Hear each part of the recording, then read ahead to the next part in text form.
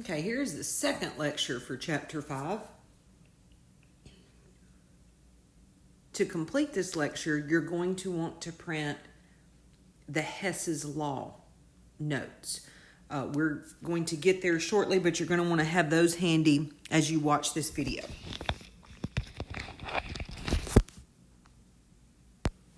Last time we looked at calculating the internal energy, delta U is equal to Q plus W.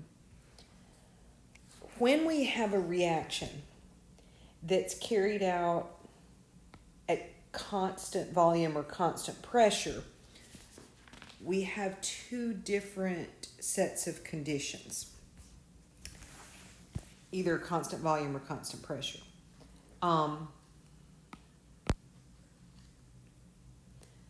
We want to discuss really constant pressure conditions. Think with me, like constant volume. If you have a soda can or a bottle that's not open and you shake it up, see it's unopened, so the volume inside that can is staying the same. But guys, y'all know that if you open the can or take the lid off, you know that the pressure in there has built up because of your shaking, okay? So see, that's what happens in a constant volume container. You can't have constant pressure because in that case, the pressure is increasing. We're not dealing with constant volume situations. What we're going to be focused on here is constant pressure situations. The reactions we carry out in lab are constant pressure reactions because we are doing those reactions in an open system. You know, our beakers are open.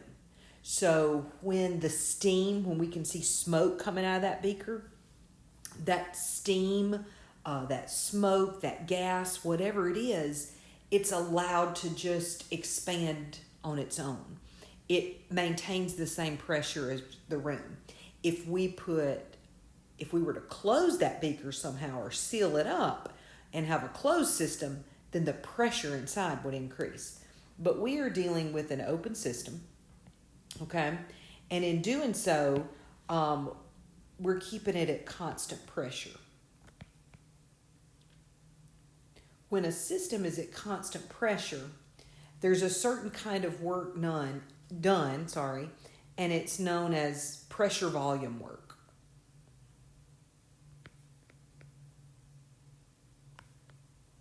Okay, or PV work. Because in order for that gas to expand, okay, it's going to maintain its constant pressure. In order for it to expand and maintain that constant pressure, its volume is having to increase. The gas is having to spread out.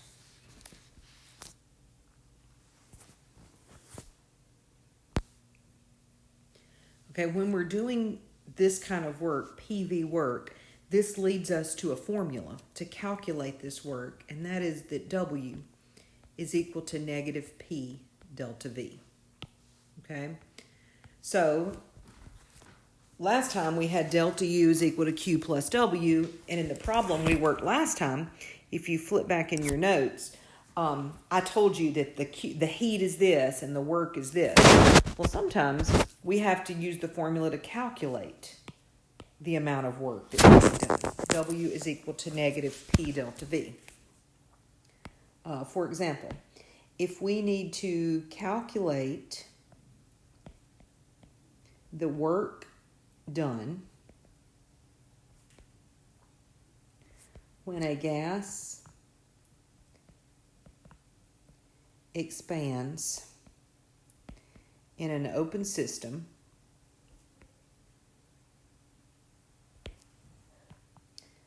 from 1 liter to 3 liters,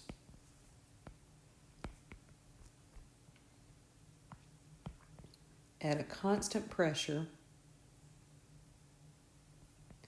of 1.00 atmospheres.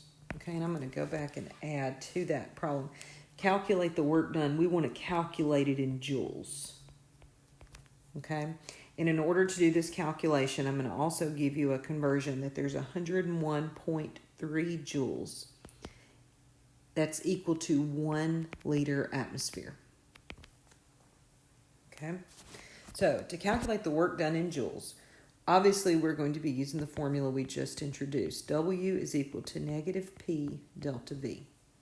So W is what we're calculating. P is pressure. What does this problem tell us about the pressure?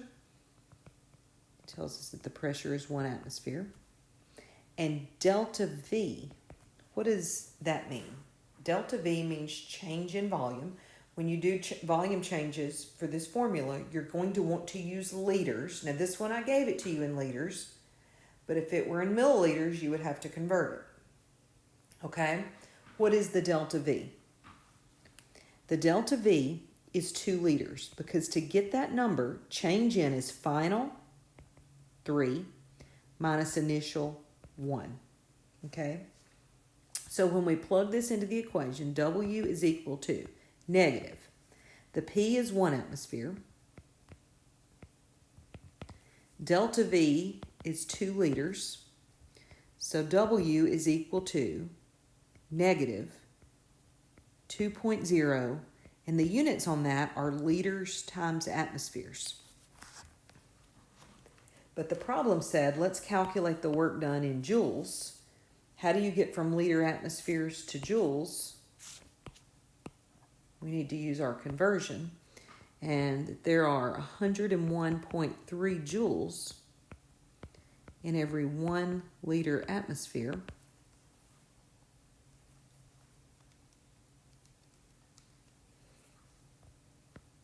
And so the answer is negative 202.6 joules. Remember, the negative was here initially. That's where it's coming in the end. You know, it's something I just thought of when I'm doing this. These videos are so much easier to record in front of y'all because y'all know sometimes the teacher makes mistakes. Sometimes I misspeak. Sometimes I miscalculate. And there's always somebody in the class that'll say, Miss Hurt, what did you mean? And that's when I realize it. So I hope I'm not misspeaking on these. I hope I'm keeping everything straight. Okay. So if you have questions about that, try going back and watching that again and see if there was something maybe that you missed that you had a question on. But I want to do some changes on this problem. I'm not going to rewrite the whole thing. We're just going to work from here. What if I said calculate the work done in joules when a gas contracts in an open system and let's just change the numbers. What if it said from 3 liters to 1 liter? Y'all, what that changes is right here. Because how do you calculate delta V? It's final minus initial. If we're going from 3 to 1, then the final is 1 liter. The initial is 3 liters. So the delta V is actually negative 2.0 liters. I'm going to bring this up to you again later, but be sure when you're measuring, when you're doing delta something, change in volume, change in temperature, whatever, that you are doing final minus initial. What we tend to want to do is say, okay, just take the big number and subtract the little number. You've got to read the context and see where you're ending and where you're starting.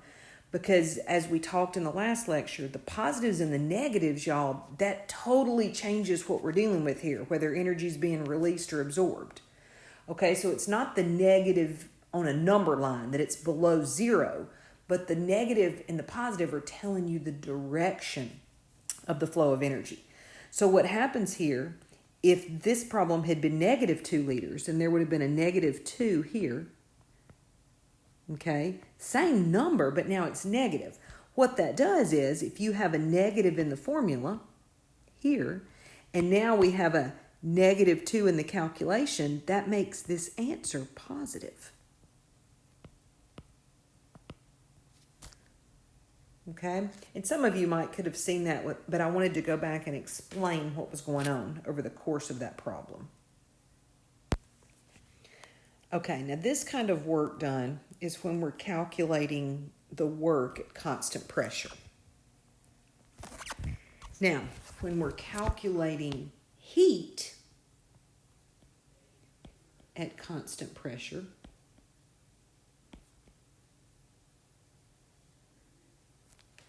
that is something, has a new name. It's called enthalpy. Enthalpy is a measure of heat flow at constant pressure.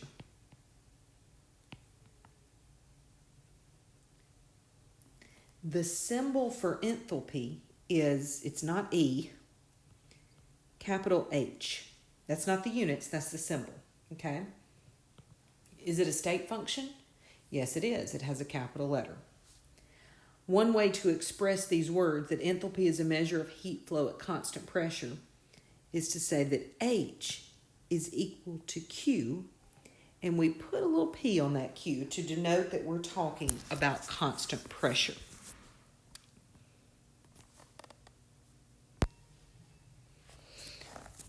You are familiar with writing a balanced equation. Guys, do y'all remember what the formula for methane is? Methane gas, we've talked about it, we've used it in a lot of examples. If I asked you to write a balanced equation for the combustion of methane, can you pause this video and do that? You should be able, I know you could pause the video, but you should be able to write a balanced equation for the combustion of methane. So pause it and do that. And now that you've started the video back, did y'all remember that CH4 is methane? Okay, combustion, y'all remembered, always requires oxygen. The products of a combustion are carbon dioxide and water. And because combustion is burning, the water is going to usually be vapor. So that's the equation. And then you guys, real quick, had to balance that. And so there's the balanced chemical equation. That's not new. We were doing that in chapter 3. Okay, well, I'm going to look up a number in the book and tell y'all that the enthalpy change for this equation is negative 890.4 kilojoules per mole. That's not something memorized. That's an example in the book. When it's written like this is called a balanced thermochemical equation.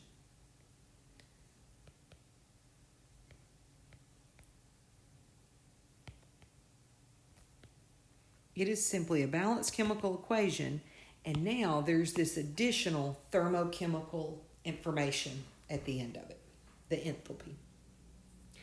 Before you started this lecture, you had printed out the document, and we're going to kind of be jumping back and forth, but some of this has gone over in those notes. The first page, it says standard enthalpy of reaction, and we'll talk more about that in a minute, y'all. But the delta H is negative 890. What does that negative tell you? That negative, tells you that the system is releasing it, okay?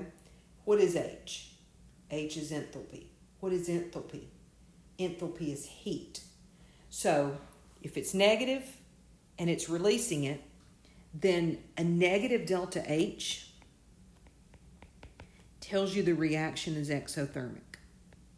Tells you that reaction feels warm to you. A positive delta H tells you that the reaction is endothermic. Tells you that reaction feels cold to you.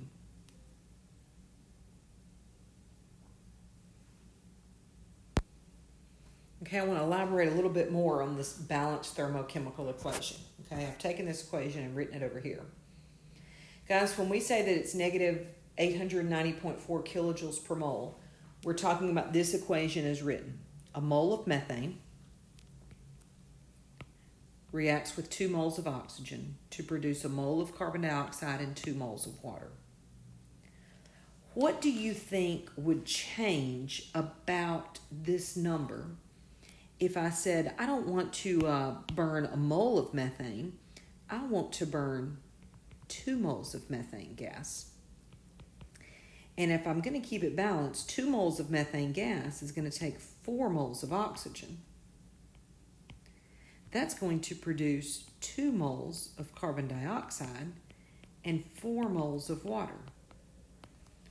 I have doubled everything in the reaction. What is that going to do to the delta H? Well, if you double the amount of stuff you're burning, you are going to double the delta H. You're going to, instead of releasing 890.4 kilojoules, you are still going to release it, but now it's going to be 1,780.8 kilojoules per mole.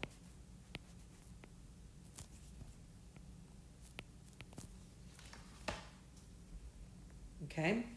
Also, kind of doing a different example here. We mentioned this earlier in lecture 1.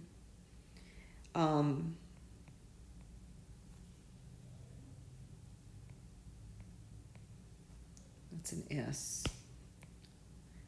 My pen is starting to produce some gaps in my writing. Y'all know that H2O solid to H2O liquid, we talked about that's ice melting. And y'all know, because you've held that in your hand, you're familiar with that, you know that's endothermic. Well, I've looked up the number. The delta H to melt 1 mole of ice is 44 kilojoules per mole. Okay? That means if I needed to melt 2 moles of ice, that would change this number to 88 kilojoules per mole.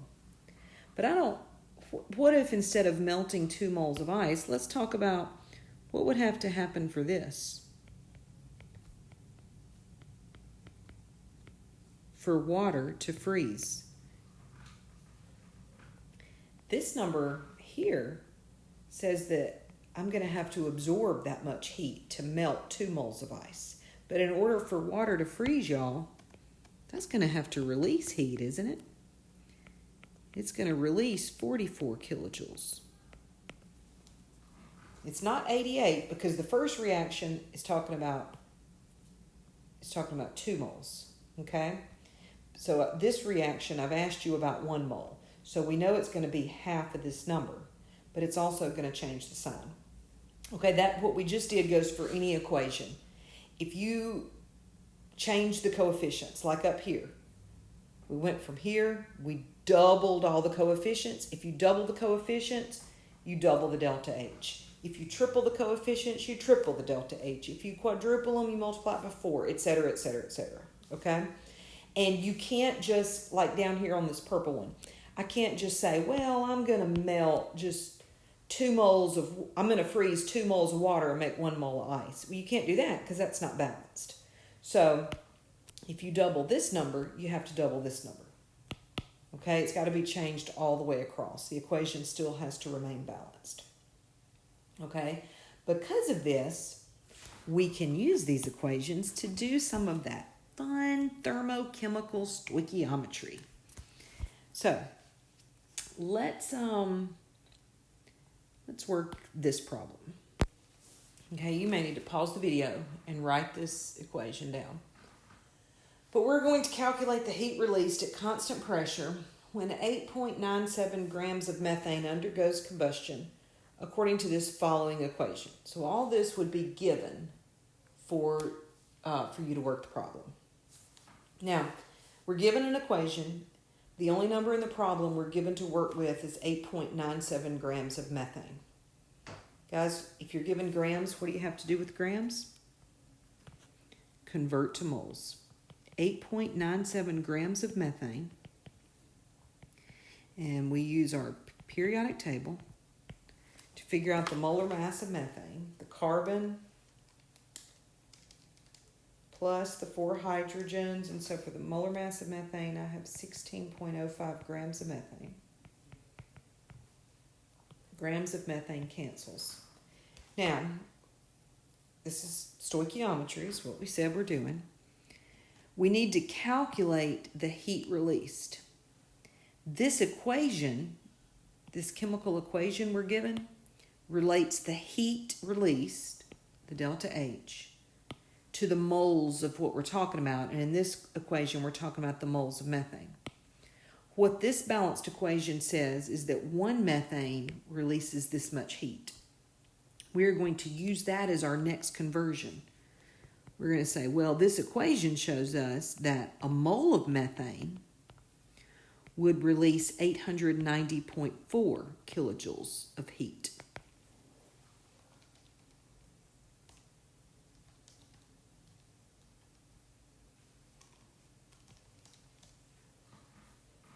Okay, so the answer I have when I do this math, and again, I'm double checking because I don't get to look at y'all and you give me a head nod, so I want to be sure I calculate it correctly.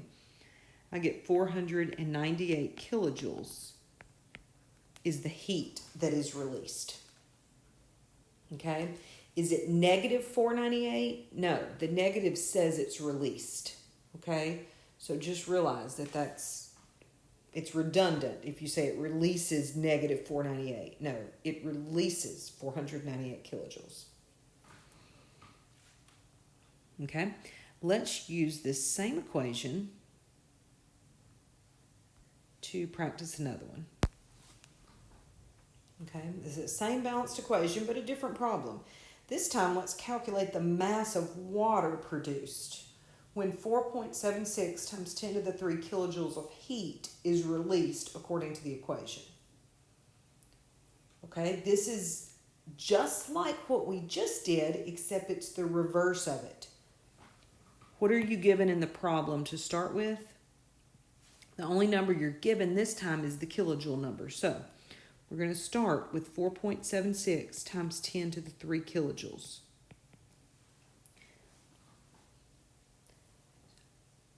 What do you do first? You convert to moles still. Well, how do you convert kilojoules to moles?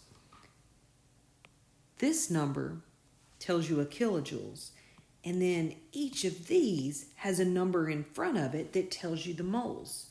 So which one of those do we need to use in this problem? The question says calculate the water. So let's look at the water. Relating those two numbers, it says 890.4 kilojoules is released when 2 moles of water is produced. Let's talk about those negative signs again. We can clearly see that the 890.4 is a negative number. But what about this number? Heat is being released, so it's also a negative number. And that's going to be important because if we have those two negatives in the math of this, they're going to cancel one another out. What units cancel out at this point? Kilojoules. What units am I left with right now? Moles. What did the question ask me to calculate? The mass. So I need another step. What do I need to do? I need to say that a mole of water is 18.02 grams of water. And when I use my handy dandy calculator, I get 193 grams of water for that answer. Okay. You'll see some of those on Connect. You will see some of those on your test. There's more examples in your book of those on pages 199 and 200. Okay? Now, let's talk about a little bit more about enthalpy. So far, I've given you just 2 different equations, the methane combustion and the melting of the water, and I gave you the enthalpy for them. let's talk about how you could calculate that. There's two ways to calculate enthalpy, okay? And this goes to that worksheet that you guys have printed out. It's posted on...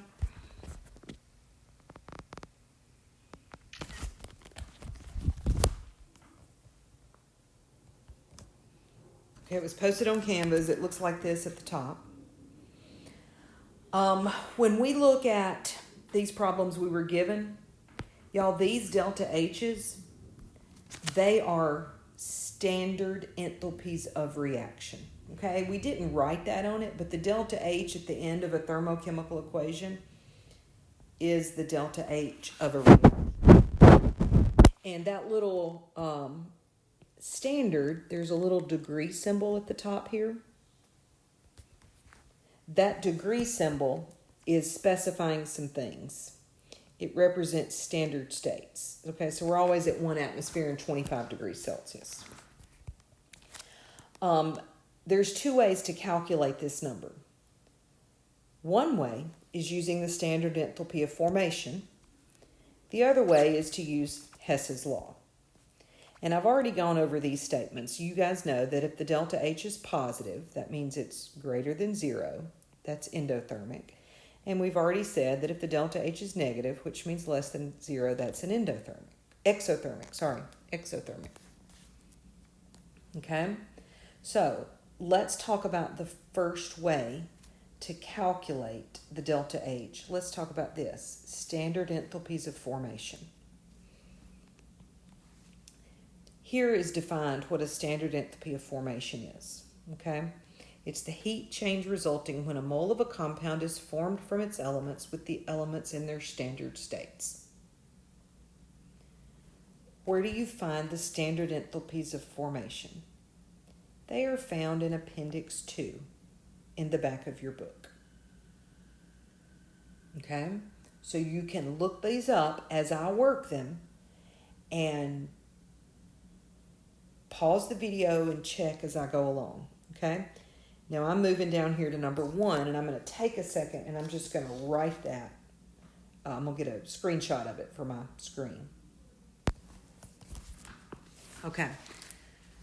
When we're calculating the standard enthalpy of a reaction using standard enthalpy of formation, this is the formula we're going to use. That is actually a very easy formula. Let's talk about it. Okay? This part is what we're calculating. Y'all, these funny looking E's. You've seen those before. What does that mean? It means sum of. It means you're going to add some stuff up. Okay? What is the N and the M? The N and the M, those are your coefficients. Coefficients in the balanced equation. What is delta HF? Well, that's what we just talked about. It's right above it on your sheet. It's the standard enthalpy of formation. Where do you get those? Those are in Appendix 2. We're going to look those up in the book. And then finally, you say products minus reactants. Isn't that what delta means? Change in, final minus initial, products minus reactants. Okay? So, let's apply this formula and let's work this. What are we trying to do? Well, this C6H6 is benzene. This equation, do y'all recognize what kind of equation that is? You should recognize that as a combustion equation, because it's reacting with oxygen to make CO2 and water. So guys, if it's combustion, I'm guessing that the delta H is going to be negative. Okay, that's what I'm expecting. Combustion equations should be exothermic. So what do we do first? The first thing we do to work this problem is to look up the standard, I don't think that's going to show up good, the standard enthalpies of formation in the appendix. And now you may want to pause, but I have flipped to the back of my book And I have looked up benzene. The standard enthalpy of formation is 49.04. That's kilojoules per mole. I'm not going to write that because of space. I'm not going to write kilojoules per mole because I'm trying to do it on this sheet here. Oxygen, O2 gas, the standard enthalpy of formation is 0. And guys, you need to look them up. Don't just write down what I'm doing. Because when you get to Connect and when you get to the test, you're going to have to be looking at tables on your own. And you need to be sure you're following me. Pause the video. Find it in Appendix 2. They're kind of in alphabetical order, but a lot of them, they're in alphabetical order by their first element. Carbon dioxide's the next one, CO2 gas. Be sure you look up the right one. The appendix says it's negative 393.5. And then H2O liquid in the appendix is negative 285.8. Okay? So that's the first thing we do is look up the standard enthalpies of formation. The second thing we do is the N and the M, the coefficients. So the number we just looked up is for 1 mole. So we need to go in and multiply each one by whatever the coefficient is in this equation.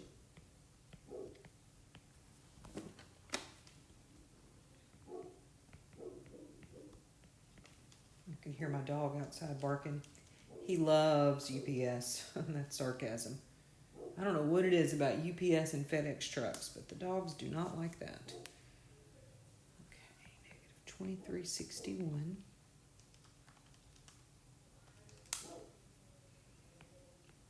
I would love to be able to look up at y'all and say, did y'all get the numbers that I got? Maybe I just need to be more careful in my calculations. Okay? So we've multiplied them by their coefficients. The next thing we need to do is the sigma, the sum of. So you're going to sum up the reactants and you're going to sum up the products. Now I've got room to write kilojoules per mole.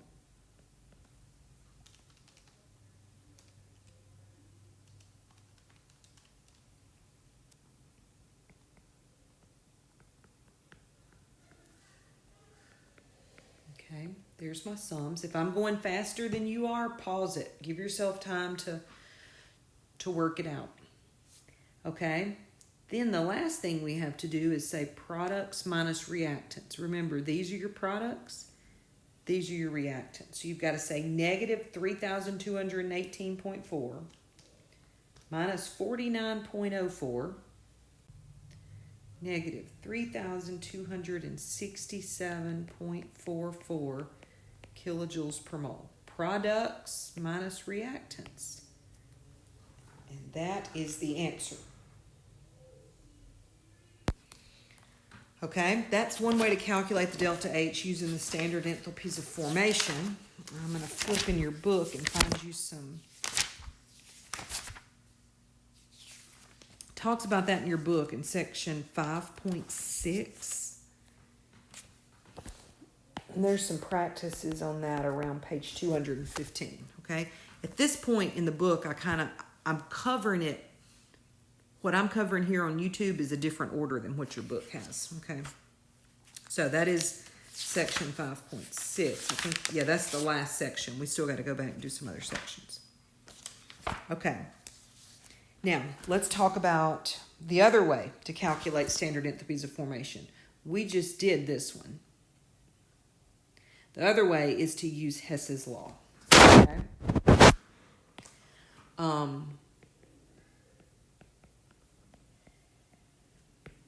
Y'all, Hess's law is like a puzzle. It really is. I want you to think of it like that. Crossword puzzle, Sudoku, jigsaw puzzle, whatever. You, at some point in your life, have done a puzzle. And you know that if what you thought fit together doesn't fit, you just take it apart and retry. Okay? You erase that answer in the crossword and you look for a different word. You erase the numbers in the Sudoku, whatever.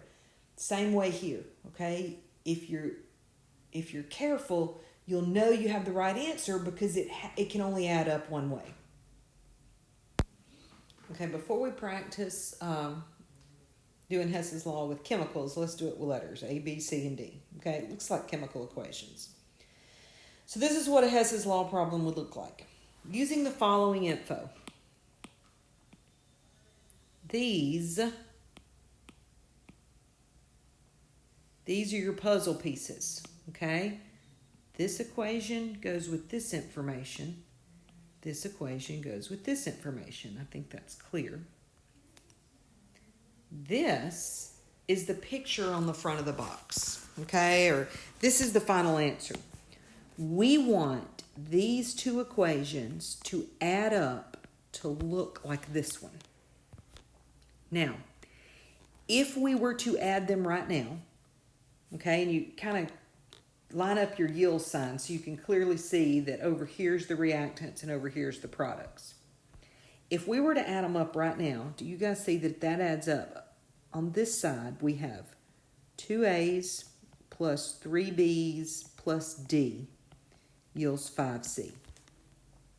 That's what they add up to look like right now, which is nothing like what we want, okay? So, let me get rid of all that. We have to rearrange these puzzle pieces. How do we rearrange them? Well, we were doing this earlier. Do you remember that if you double all the coefficients, if you make this 4, 4, and 8, that would double this number? Likewise, if we made this 2, 2, and 2, that would double this number. Also, if instead of saying D plus B yields C, if we flip that around to make it look like this, C yields B plus D, what does that do over here? It reverses the sign. Instead of positive, it would be negative, okay?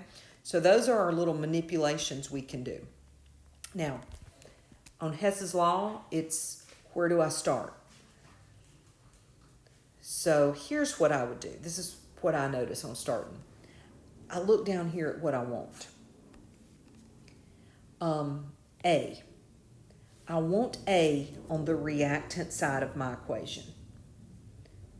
In my puzzle pieces here, there's only one place I see A, and that's right here. And it's on the reactant side of the equation. That tells me I do not know on flipping this equation. I do not need to flip that equation. Pause it, rewind it, listen to it again if you need to. Okay? So, I don't need to flip it, but what do I notice about the A down here? Well, there's only one of them. But when I look up at my puzzle pieces, I've got two of them. Okay, I'm going to need that to be 1. I can do that, but I can't just change this to 1. What do you do to 2 to make it be 1? You divide it by 2. So I have to divide this by 2. I have to divide this by 2. When I divide everything by 2, what does that do to this number? You also have to divide it by 2. So now it's negative 12.5. How did I know to do that? Well, I knew that I wanted A on the reactant side, but I only wanted one of them.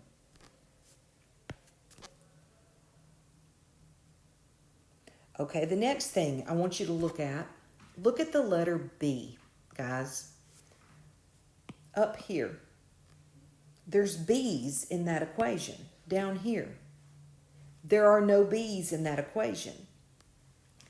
Like in math, in order to get things to cancel, if you can get them on opposite sides of this yield sign, they'll cancel. So see, if I have a B over here and I can get another B over here, I can make those B's cancel.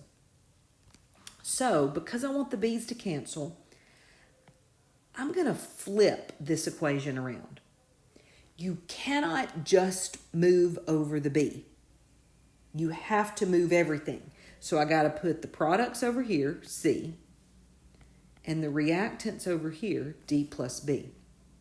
And when I rewrite it flip like that, I'm going to mark through this one because, see, I don't have that one anymore. I now have it in a new form. What does that do to the delta H? It changes the sign. This is now a negative number. Okay, let's look at what I have. I have a B on the product side, and I have one B on the reactant side. Y'all, those will cancel out. Look, I have one C here and two C's here. This one C will cancel. If I cancel one of these C's, that leaves me with one C. And now what is left in that equation? 1A yields C plus D. All that's left is what I want. To get the answer for this one, I have to say negative 12.5 plus a negative 40. That's a negative 52.5 kilojoules per mole. And that's the answer for that one. Now, that worksheet you guys printed out, this is the first one on the back of that worksheet. Okay? Let's work this one together.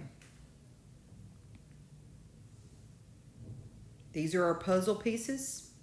This information goes with this. This information goes with this. We need these to add together to look like this. Now, I want to tell you, on this one, there's different ways to do it, okay? You are welcome to pause this video and try it on your own, and then start the video. It could be you were going about it a different way than what I'm going to do it, and that's fine as long as you get to the right answer. I encourage y'all to pause it and try it on your own. Now I'm going to work it. And how I'm going to work it is I'm going to start with just trying to cancel and add up right here at the start. Okay? Right now, what stuff would cancel? The P4 solids, those would cancel. Okay, and I want to say also, if one of these was a P4 solid and one of those was a P4 liquid, those would not cancel. Okay, they'll only cancel because they're both solids. So what if I were to outline those as canceling? What else will cancel? Some of those will, right? You got 10 chlorines here and 6 here. If we subtract all 6 of these, that leaves us with 0. And in math, whatever you do to one side of the equation, you have to do the other side. So if I subtract 6 here, I've got to subtract 6 here, and that'll leave me with 4. Will anything else cancel? No. These do not cancel because they're not exactly alike. One of them says PCl3, the other says PCl5.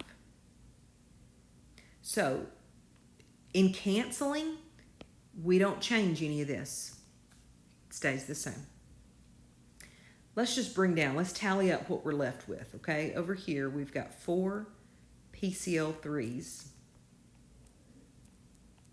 and we've got 4 chlorines, and that yields 4 PCl5s. Do y'all see that? That's just what I'm left with. For this reaction, the delta H, I'm going to say 271 plus a negative 382. And I get negative 111 kilojoules. Now, what I have in purple, is that this? Is that what I want? No, but it looks similar. There's 2 things that are off. What's off? Do y'all see the purple one has all the 4s in it? Yeah, but the one down here, everything's 1. So that tells me that, oh, I'm going to need to divide this by 4. I'm also going to, if I divide the equation by 4, I'm going to have to divide this number by 4. But also, do you see that it's reversed? Like the PCl5's over here and the chlorine and the PCl3 over there. So not only am I going to have to divide by 4, I'm also going to have to flip it. So if I flip and divide by 4, I'll have, I just wrote it backwards. I'll have PCl5 gas over here, one of them, yields, flip and divide it by 4, a PCl3 gas, and a chlorine gas. That means I have to take negative 111, flip it means I change the sign, and divide it by 4. The delta H, the answer to this, is 27.75 kilojoules per mole.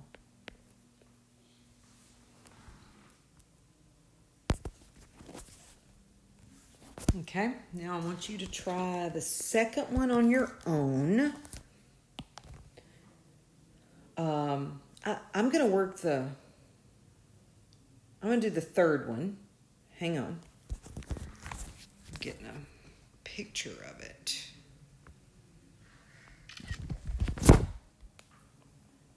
Okay. That'll work, yes. I'm going to work this one with y'all.